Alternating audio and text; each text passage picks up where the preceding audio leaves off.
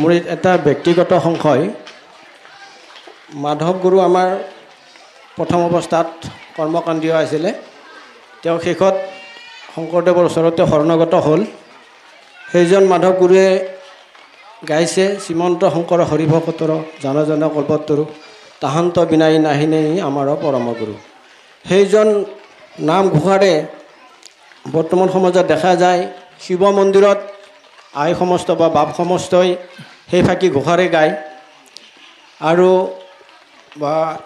বিশ্বকৰ্মা পূজা সৰস্বতী পূজা সমস্ত পূজাবিলাকত শংকৰদেৱৰ সেই ঘোষা বা দিহানামেৰে শ্ৰৱণ কীৰ্তন কৰে আৰু শিৱ মন্দিৰত ভাগৱত পাঠ কিমান গ্ৰহণযোগ্য সেয়েহে আপোনাৰ অমৃতময় ভাষাৰে জানিব বিচাৰিছোঁ মনৰ সংশয় দূৰ কৰিব পাৰিছোঁ কৃষ্ণ কৃষ্ণ বাপজনাৰ চৰণ কমলত আমি ভক্তিৰ সেৱাভাগী নিবেদন কৰা হৈছে কৃষ্ণ এইখিনি কথা বৰ্তমান যি ২৭ ভাগী প্ৰশ্ন অৱতাৰণা হৈ আছে ইয়াৰে একেবাৰে শেষৰ ফালে পদচন্দত আমাক প্ৰকাশ কৰিছে এৰা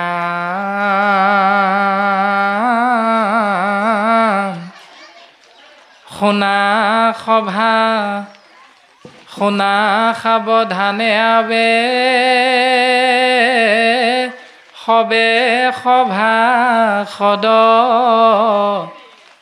পাপৰৱন্তক মহাভাগৱত পদ সেই সভাসদবৰ্গ তোমালোকে শুনাচোন পাপৰ পৰা পৰিত্ৰাণ পোৱাৰ একমাত্ৰ উপায়টো মহাভাগৱতৰ পদে কৈ আছে এই ৰাম ভাগ্যে ভৈলাই আখিটো কলিত প্ৰচাৰ ভাগ্যৰ বলতহে কলিৰ মনুষ্যই আমি লাভ কৰিব পাৰিলোঁ শ্ৰৱণ মাত্ৰকে কৰৈ সংসাৰৰ পাৰ শ্ৰৱণ কৰা মাত্ৰকে এই সংসাৰৰ পৰা পাৰ হৈ যাব পাৰে তৰি যাব পাৰে অৰ্থাৎ শ্ৰৱণ কৰা মাত্ৰকে নিজৰ ভুলটো আমি সংশোধন কৰি ল'ব পাৰোঁ কৃষ্ণ নামে কি কৈছে এৰামে ইহি শাস্ত্ৰে প্ৰকাশিলা ঈশ্বৰ কৃষ্ণক যাহাক ভজিলে তৰি যাতনা নৰক এই ভাগৱত শাস্ত্ৰত প্ৰকাশ কৰিছে কেৱল ঈশ্বৰ কৃষ্ণদেৱৰ নাম যাক নিৰ্গুণ নাম বুলি কৈছে আৰু এই নিৰ্গুণ নাম যুক্ত ঈশ্বৰ কৃষ্ণদেৱক ভজিলে চিন্তা কৰিলে সেৱা কৰিলে জীৱন নৰকৰ পৰা পৰিত্ৰাণ পায় এতিয়া বাকী দেৱতাক ভজিলে নৰকৰ পৰা পৰিত্ৰাণ পাব বুলি কোনো গ্ৰন্থই নাই কোৱা কেৱল ভাগৱত গ্ৰন্থই পূৰ্ণ সিদ্ধান্ত দিছে কৃষ্ণক ভজিবা নৰকৰ পৰা পৰিত্ৰাণ পাবা অৰ্থাৎ অধোগতিৰ বিপৰীতে পৰম গতি লাভ কৰিবা হেন দেৱতে যিটো আন দেৱ পূজৈ এই ভাগৱতে কাৰ কথা কৈছে কৃষ্ণৰ কথা কৈছে আৰু হেন দেৱ মানে সেই ঈশ্বৰ কৃষ্ণক তেজি যিটো ঈশ্বৰ কৃষ্ণক এৰি যিজনে আন দেৱতাক চিন্তা কৰে ৰাক্ষস অসুৰ সি একোৱেনো বুজেও সেইসকলক ৰাক্ষস বুলি কৈছে অসুৰ বুলি কৈছে তেওঁলোকে একো বুজি নাপায় কাৰণ ঈশ্বৰ বিদ্বেষীসকলক শাস্ত্ৰই আমাক কৈ আছে অসুৰ বুলি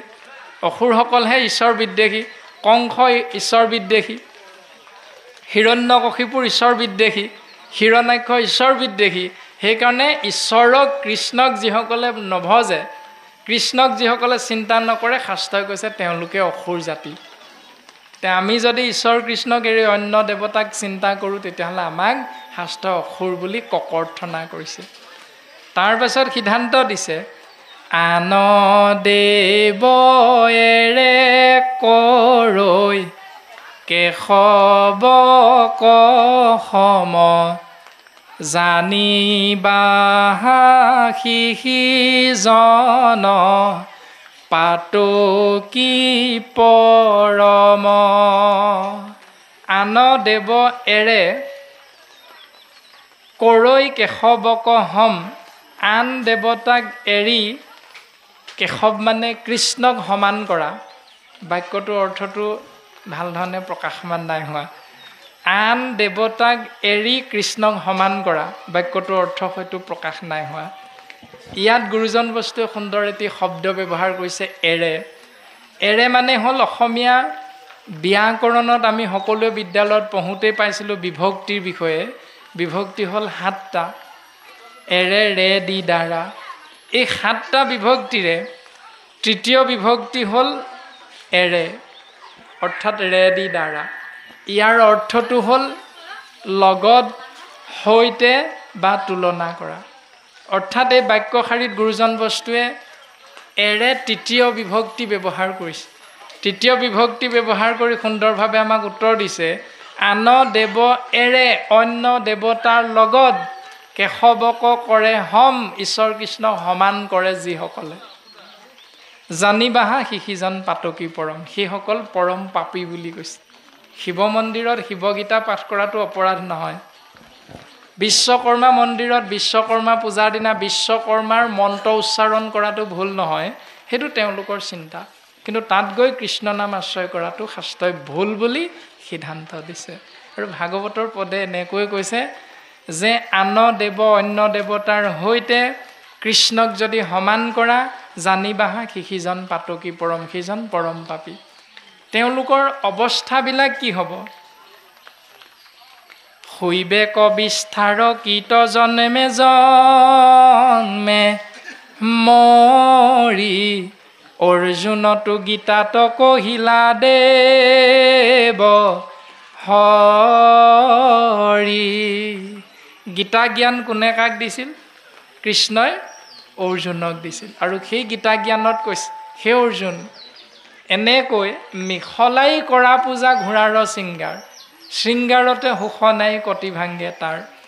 অভক্তৰ পূজা দ্ৰব্য নলওঁ সকলে যেন শিমলুৰ পুষ্প পৰি থাকে তলে গতিকে এনেকুৱা মিহলাই কৰা পূজা মই নলওঁ নহয় সখা ভগৱন্তই নিজ মুখে অৰ্জুনৰ আগত কৈছে এজনো নাহে সৰস্বতীও নাহে কৃষ্ণও নাহে উদ্দেশ্য সৰস্বতী পূজা কিন্তু নাম লৈছে কৃষ্ণদেৱৰ উদ্দেশ্য বিশ্বকৰ্মা পূজা কিন্তু নাম লৈছে কৃষ্ণদেৱৰ সেইকাৰণে এজনো নাহে বুলি সিদ্ধান্ত দিছে আৰু তেনেকৈ মিহলাই কৰা পূজাৰ জৰিয়তে জীৱন অতিবাহিত কৰা মনুষ্য নামৰ জীৱাত্মাৰ গতিটো হয় শৈবেক বিস্থাৰ পোক জন্মে জন্মে মৰি অৰ্থাৎ এই সংসাৰলৈ আহি থাকিব লাগিব আহি কলৈ আহিব লেট্ৰিনৰ পোক হ'ব ক'ত মৰিব তাতেই আকৌ ক'ত জন্ম হ'ব তাতেই আকৌ কি হ'ব পোক হ'ব আকৌ মৰিব ক'ত তাতেই মানে বিস্থাৰ পোক হৈ হৈ জন্ম হ'ব লাগিব মৰিব লাগিব তাতে এই দুখ কষ্টৰ জীৱন অতিবাহিত কৰাৰ বিপৰীতে যদি এক ঈশ্বৰ কৃষ্ণক চিন্তা কৰোঁ তেতিয়াহ'লে এই নিয়মবিলাকৰ পৰা আপুনি মই হাত সাৰি থাকিব পাৰিম কোনটো কৰোঁ কোনটো নকৰিম চিন্তা আমাৰ প্ৰত্যেকৰে নিজৰ নিজৰ কোনেও কাকো গালি পাৰি লাভ নাই কোনেও কাৰো লগত হাই কাজিয়া কৰি লাভ নাই কাৰণ সমস্তৰে হৃদয় পদ্মত কৃষ্ণ তত্ত্ব আছে আৰু কৃষ্ণ তত্ত্বই দুটা বস্তু সকলোকে দিছে জ্ঞান আৰু বিবেক সেই ব্যৱস্থাৰে চিন্তা কৰি আমি শাস্ত্ৰ অধ্যয়ন কৰি যি নকৰিবলৈ কৈছে নকৰাটো ভাল যি কৰিবলৈ কৈছে কৰাটো ভাল ঈশ্বৰ কৃষ্ণক এৰি যিটো জনে ভজে অন্য দেৱতাক কুকুৰৰ লান যে ধৰি মোৰ হজনে খোজে সিন্ধু তৰিবাক ঈশ্বৰ কৃষ্ণক এৰি অন্য দেৱতাক চিন্তা কৰা সেইসকলৰ ব্যৱস্থাটো নিজৰ পোহনীয়া কুকুৰটো